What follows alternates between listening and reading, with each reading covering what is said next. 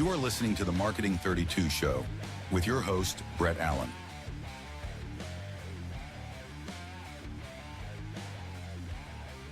Hi, Brett Allen here, host of the Marketing 32 Show, where we connect with leading dentists, dental influencers, industry experts, as you know, to uncover the latest and greatest, the insights, the innovations to help your practice grow and thrive. Today is no different. I've got a new friend on the show that's going to talk all about the basics of training, improving systems, all of that, communication, case acceptance. It's going to be a fun episode. This episode, as always, is brought to you by our team here at Marketing 32, the only dental marketing agency and team with a performance guarantee of you'll grow or you don't pay. It's really that simple. We are truly invested in those we work with. We don't work with everybody. We try to find a great fit of practices we know we can just kill it and crush it.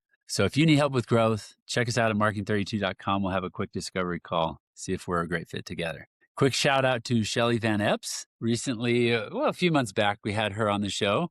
Talked all about training, front desk, communication with team, and all the things that they do at All-Star Dental Academy. You should check them out. In fact, today's guest, Eric Vickery, is one of her teammates there at All-Star Dental Academy. He holds let me read his intro for you. He holds a degree in business administration and has spent over a decade managing dental practices before becoming a coach in 2001. So he's certainly got the experience. He has since coached more than 250 dental offices nationwide, focusing on improving systems, communication, and leadership through his engaging, humor-filled seminars. An expert in case acceptance, DISC personality profiling. That's a fascinating thing we could probably go deep on. And patient communication. Eric helps practices boost efficiency and reduce cancellations while achieving financial independence from insurance. Also another thing I'm excited to talk about. Based in Northern California with his wife, Abby, and their 4 children, Eric is president of coaching at All-Star Dental Academy, dedicated to helping teams grow into their best professional selves. Eric, welcome to the show. Excited to have you on and to go deep with you. Thanks, Brett. I couldn't have written that better myself. Well, yeah, AI wrote it. So pulled it from your website. Yeah, that's awesome. We were talking a little bit about that before the show, and talking about who you are and the awesome things you guys are doing at All-Star Dental Academy. Tell us more about your journey and how you got into dentistry and ultimately with All-Star Dental Academy. I think other than dentists and hygienists, most of us got into dentistry on accident. I didn't anticipate being in this. My wife's father is a dentist, and I have a business degree, and he basically said, "Look, I'll teach you how to run a business, be entrepreneurial, come learn, and then you can go do something else." So I managed his practice for 6 of those 10 years. And, although the first 4 or 5 months, I hated it. I thought it was a huge mistake. I couldn't believe it. I'd been in banking, and I was working my way up the banking ladder, and I thought this was a huge mistake. I was able to, I was blessed enough to get some mentors in my life early on in dentistry that showed me that there is a way to do this effectively, where you're not beating your head against the wall in frustration and, kind of, I guess the phrase today would be burnout. Just tired of being in the hamster wheel. And so we implemented that system in his practice, those systems into his practice back in 1998, through say 2000-ish basically, and doubled his practice. At that time, Wow.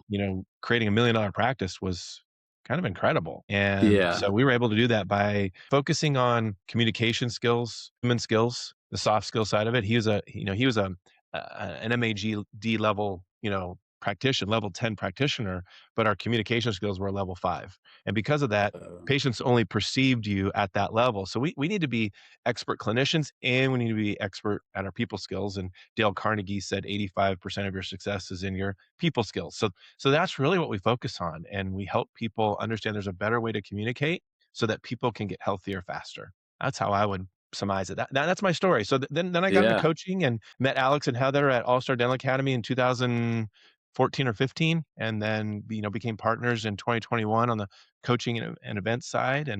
And we have over 13 coaches working with us across North America. We probably coach somewhere in the neighborhood of 150 offices live every month in our coaching division. And we follow KPIs and help leaders within the practice do leadership coaching, as well as, phone skills, case acceptance, stopping cancellation, insurance freedom, all the things you're mentioning. So it's just things we're passionate about.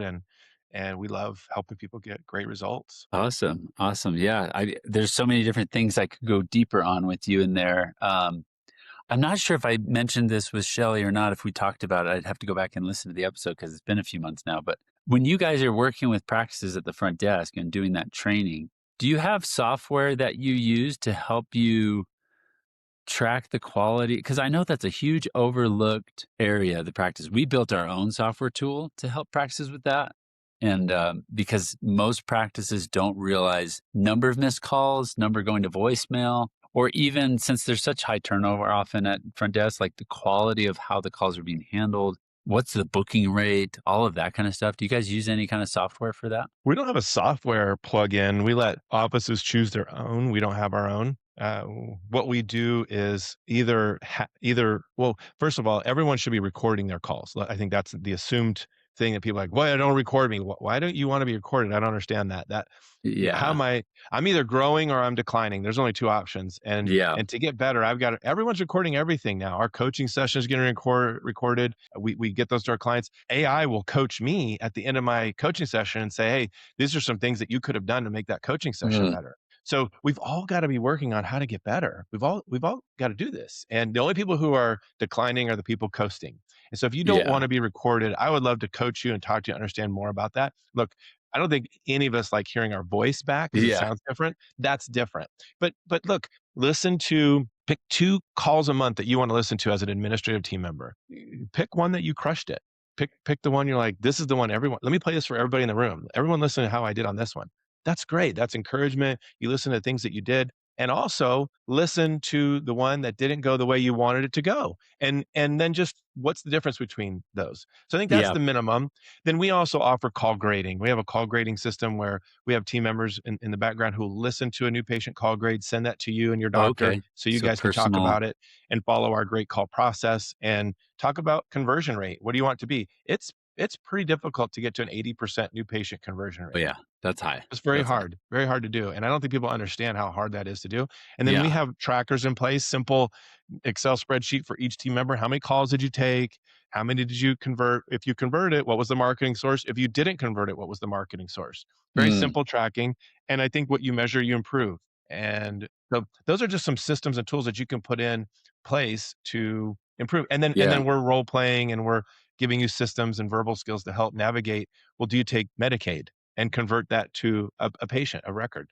And Yeah. and that doesn't mean it's gonna happen all the time, but our goal is to get you north of 60% conversion rate and Right. ideally an 80% new patient call conversion rate without Yeah. pressuring them, without overpromising them, without ugly sales techniques Right. and bait and switch stuff, without, "Hey, it's free," none of that. With maybe your system is a prepaid $285 new patient exam. We'll teach you how to convert that.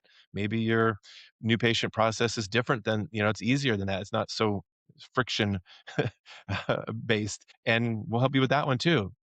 Any size, the verbal skills will work, the communication skills will work, but you got to be willing to change and adapt, improve, and grow with those skills. Yeah. I love that. You said something in there, what you measure You matters. improve. What you Yeah, measure, you improve. right. Yeah, if you're not focusing on that and you don't even realize what's happening, what's most doctors I talk to that, I ask them, "What's your booking rate at the front desk?" Or, where do you know how many go to voicemail? And most are like, "Oh, we're good. We're good." They give me that like, "Yeah, I think it's Sally's doing great." And it's like, "Well, do you know? Are you tracking?" Yeah, yeah, And yeah. yeah, I think you hit it. People don't like to hear their own voice, but at the same time, with these AI tools, it gives you so much insight. So our system called CallCat, it it does record the call and then it transcribes it, and the AI reads the transcripts and categorizes the call based on what happened on the call. And so we can see Mhm. how many go to voicemail, how many were asked the price question, insurance questions that get fumbled, all that kind of stuff. And just helping practices, that has been such a huge thing that people that work with our team love is like just reviewing that every month with their team of like, hey, here's where we're at, here's where we can do better. And our booking rate on average, I think most practices we start with somewhere around 15, 10%. And so if we can get it up Mm, to what you're saying, like 60, imagine yeah. just right there. Imagine what that would do for your practice. We do an annual, so our KPIs are important, but one thing to know about a patient in your practice, every single patient has an annual value. Every single patient has an annual value somewhere between $900 and $1,000 at minimum. If you're a high quality dental practice, that's not looking at a new patient value. New patient value is much higher than average patient value. Average treatment plan size for a new patient, depending on what kind of dentistry you're doing, could be somewhere around $4,500 or more. That should be the minimum average case size value. So you have some that are 2,000, some that are 6,000, right? And then you have Yeah. some that are 20,000, some that just need a They need cleaning. But treatment. Yeah. there's something in there. We want to get people healthier as fast as possible.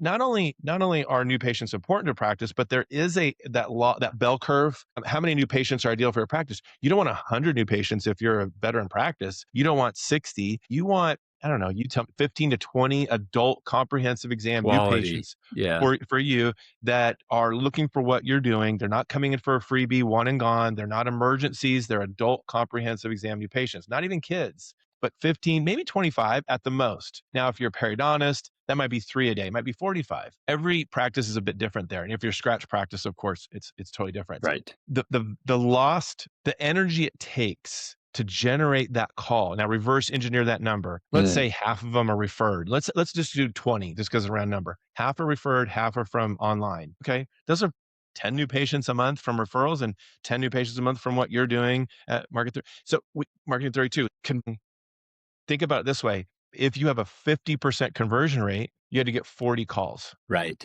Okay. To get 40 calls into your practice that you actually answer the phone between 8 and 5 a.m., think about the stars aligning for that. There was probably another 40 calls that happened outside those hours that you didn't even see. So now you got to say, Right. well, I got to get 80 calls. Now, how many clicks to my website do I have to get the 80 calls? You Yeah. have to reverse engineer that number and know, well, what is it going to take for me to do that? And so when that call is answered, most admin people, not most, I shouldn't say most. I'm guilty of this. Let me say I'm guilty of this. And so I know other people may be guilty of this. I always joke and say, my name is Eric and I'm your friend as I deliver things like this. So I've been there before. And a lot of people like me, when they heard the phone ring and they were in the middle of 14 things going on, treated the phone like it was their alarm clock going off way too early in the morning, oh, the phone's ringing, instead of, Yeah. hey, this is a potential opportunity for me. And the other thing that distorted the view of the phone was cancellations. This is what I hated about dentistry. Yeah. People Nobody calling, wants that. Yeah. I'm so glad you called me, Eric. I was just getting ready to call you. You know what? That tooth's not even bothering me, or it's just a cleaning, or whatever it is, or no shows in general. And so what sort of people will say, well, let's put a policy in place. It's not about policy. It's about relationship. It's about communication. It's about getting mutual agreement with them, helping them feel like they're getting good advice from somebody they trust in everything we do. And you're there. We talk about the hero's journey, right? You're familiar with the hero's journey? Yeah. I have heard of Okay. that concept. Okay. Yeah. So the hero's journey, Fascinating. I think some people think they're the hero in this story, and they're not. The patient is the hero. We are the guide within that journey. Mm. We're that Mhm. guide. We're Obi-Wan Kenobi. we're Yeah. Yoda. We're oh gosh, I'm gonna try to get in Harry Potter. I'm gonna mess up all the names, but not Yeah. Harry Potter, right? We're not Harry Potter. We're the other people in the story. And where we put our hand out to help those heroes, the patients, is how we have to perceive there's opportunities and the new patient call conversion. And then think about this. What's your no-show rate, cancellation rate on new patients to get those 10 to 20, whatever it is, new patients? We know that there's huge value. Think about that $4,500 value from that new patient not showing up, and all the costs that doesn't even include the cost that went in to get them into the practice. Dollars spent with marketing, energy spent, all of it. Yeah. Yeah. So we Yeah. have to There's a lot. good systems. Sorry, go ahead. Yeah, no, there's a lot that goes into that. And I think a lot of practices don't realize too, especially if they're working with a marketing team and the marketing team's not communicating um, information that's important for the practice to grow. A lot of marketing companies focus on, oh, well, this is your ranking, this is how much traffic you got, this is how many likes you got on social media, Mhm. and it's important from a marketing standpoint to know if we're growing our online presence. Those numbers are important, but at the end of the day, the office manager, the practice owner, the front desk people, they need to realize some of these metrics that are important for, like, hey, we spent this much on marketing. This is how many calls we got. This Yeah. is how many actually booked. This is Yeah. how many came in for treatment. Like, you need to have a marketing team. either internally or externally, help you make those connections. So, to your point, you can exactly identify, okay, how many appointments do we need every day for to hit the goals we need, and what's the value of that patient? I'm glad you brought up LTV because that is a huge misunderstood thing in dentistry, and a lot of practices don't realize that. Man, if I can pay $100 or even $200 to get a new patient, I should totally do that all day long.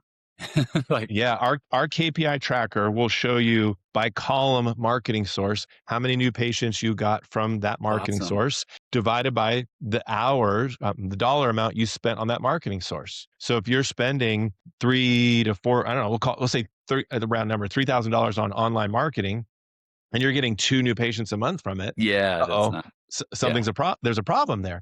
But if right, you're spending that and you're getting 10, you're at $300 a new patient. There's value there because those are the average treatment plan value is $4,500. The more I talk about money, the more I start to get cringy myself and go, wait a minute, it's not about the dollars. right, But it is about getting patients healthier, and how do they know to find you, the best dentist in your area, to get healthier faster? Numbers are simply a metric to know if what we're doing is working. It's not about more money, more money, more money. It's right, I don't want people wasting money. We've got a couple clients that spend $50,000 a month on marketing, and they they can make that valuable because they're doing all on four, they're doing full mouth cosmetics, they're doing full mouth right. reconstruction. And so if they're It getting, makes sense. 10 patients a month from that, it's well worth it for them. They're 10xing their investment. But you got to know what it is and if it's working. And Yeah, if it's not working, what buttons to push, levers to pull on the phone to convert. And here what I want to do is piggyback what Shelly talked about on phone conversion to say, look, just because you get them in doesn't mean you won the battle. You've got right. now case acceptance to work on. I We was want gonna talk to you about that. Yeah, yeah, that's the we big want one. that to me is now okay. So maybe the front end is a lot of work and the back end, maybe we're 50% of the way there. I don't know what the number would be, but we want 80% of your patients scheduling something. Mm, Of those treatment plans presented, we want 60% of the treatment plan to be scheduled in total. And we metric that with dollars. So if you're presenting $100,000 in dentistry a month to your patients, $60,000 is being scheduled, in other words. So that's what you're 60% of the shooting treatment for. plan. That's what we want. That's a minimum. And when we look at our KPI tracker there, we're also looking at what's the average value of treatment plans you're presenting. And if you're not approval addicted and you're not holding back and your average dollar of exams that you're presenting to patients is like $1,000, you either got a really healthy patient base or you're approval addicted, you're not treatment planning. I don't know, I'm not a doctor. We have doctors on our team that could help you with that, but that also tells you, well, I've done a really good job in the past of case acceptance, or I've got a really healthy patient base. I may need more new patients than the average practice because of that. Hmm. And so if you're averaging $2,500 per patient and your goal as a doctor is to produce $100,000, we can reverse engineer it and say, what do you need to be presenting? Yeah, What's that dollar amount you need to be to hit that target? Because you can just randomly select a goal. I want to produce $100,000 a month. Well, great. Do you have the dental disease in your practice to do that? yeah. Do you have the team And equipped for that? Do you have yeah, availability for that? patients with problems with the ability to convert. And so our one of our things we hang our hat on is in case acceptance just simply the 95-5 rule, just something I created on communication. And I think a lot of times what we hear doctors focusing on is the solution. They'll look in their mouth and go, "Oh, that tooth has," and they'll lay out a bunch of dental mumbo jumbo, an MODL amalgam with defective margins, class 5 on the buckle. They'll just say a bunch of stuff that people don't understand, and they'll go, "So you need a crown and a crown buildup on that tooth," and they think that's case presentation.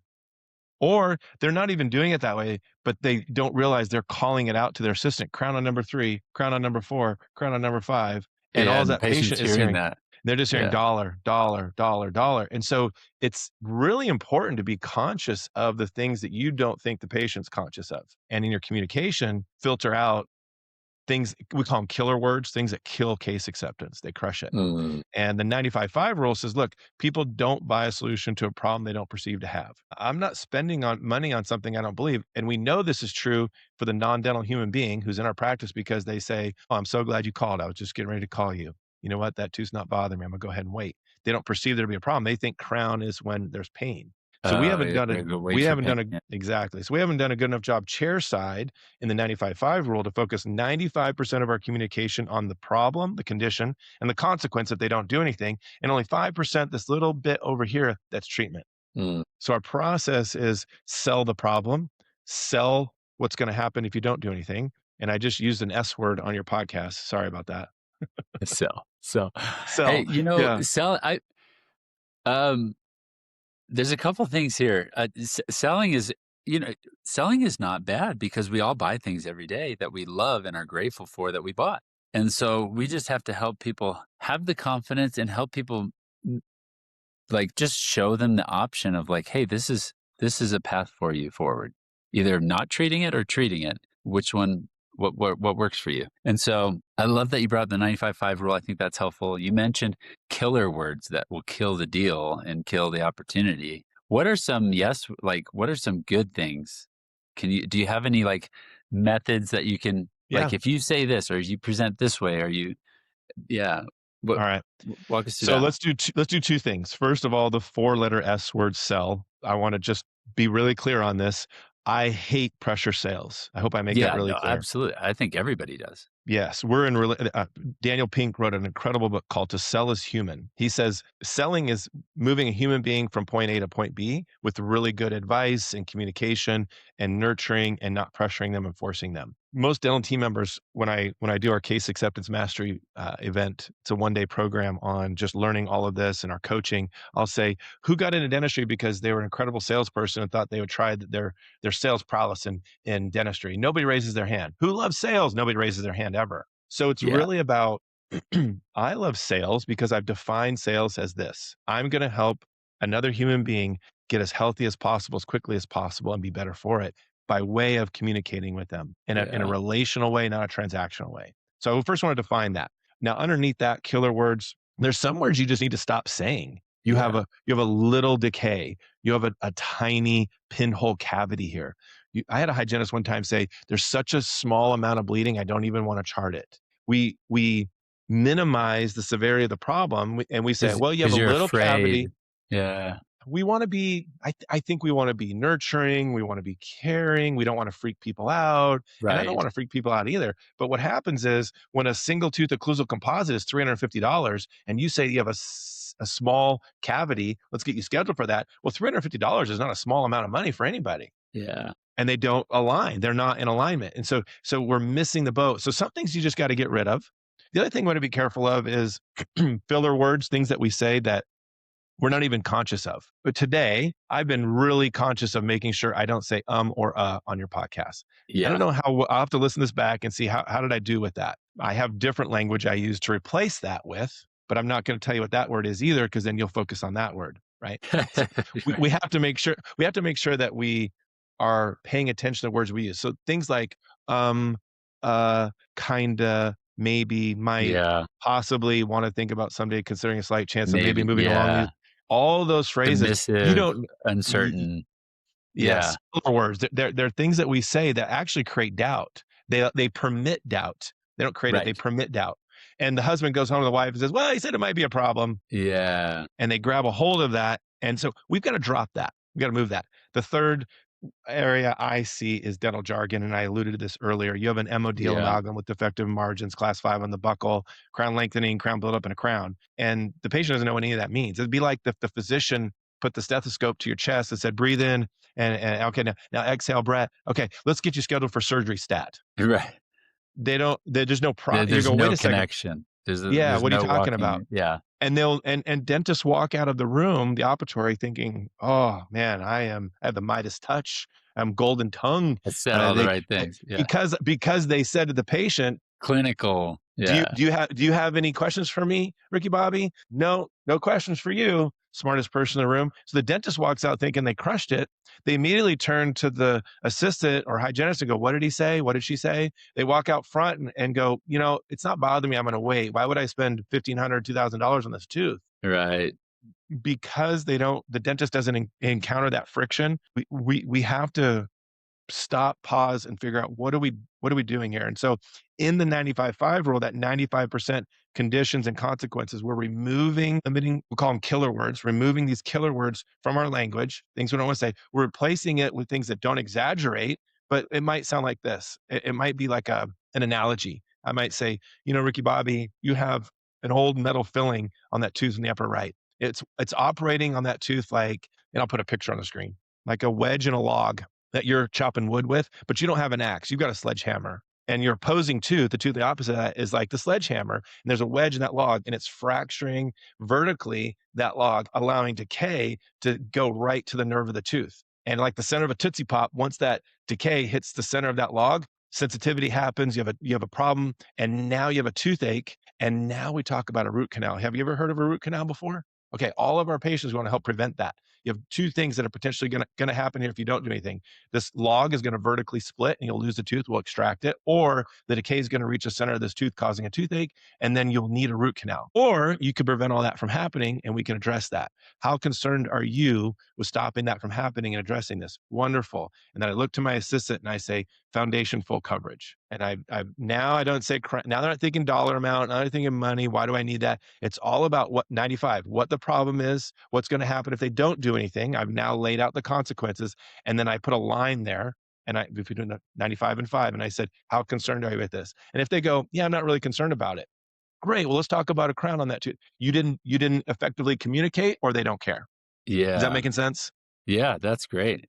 There's a ton of value here, and I imagine going to your seminars is super helpful, not just for the docs, but the teams. I mean, I want to keep going further. We've scratched the surface of case acceptance. I've had some other people on the show where we go deeper on that topic. Um, it's fascinating to me because it's such an overlooked. There's so many little things in the Yeah. practice that you can, if you can Subtle. just make it just a little bit better. It's like if you have a stressful practice, there's probably just a handful of these little tweaks and changes that you can make with front desk, case acceptance, uh, ambiance, team, all of that. It just transforms the practice into that 7-figure practice, like you're talking about. So, guys, if you need help with this, All Star Dental Academy is an awesome resource, awesome team. Like I said, you should check out Shelly's episode that we had on the show. Eric, we're out of time, but before we go, a couple things. I want that golden nugget. This is the format of the show. What's that golden nugget? That epiphany. If you can help them have that, it would have an impact in their lives. And then at the end of that, tell them where can they go to get more information and to connect with you. But there's so many golden nuggets that change our lives via our business. I love looking. I have a business degree, I have a business background. I love talking business. There's so many things you can do, and I think the one, I guess, golden ticket I would call it is insurance freedom and being an out of Mm. network, not necessarily a fee for service practice, but an out of network provider who isn't struggling to pay the bills, who doesn't have enough money left at the end of the month and thrives. And if average in-network dentist is writing off 42% for that plan, 42 average is 42%. So that's working what, 4 months, 4.5 months for free every year, for those patients. Ooh, And so one of the things we really hang our hat on at All Star Dental Academy is establishing the KPIs, getting a healthy practice so that if you want to, you don't have to be restricted by insurance plans. You don't have to be working for them. And it doesn't mean you gouge your patients from a price standpoint. It means you're just charging a fair price.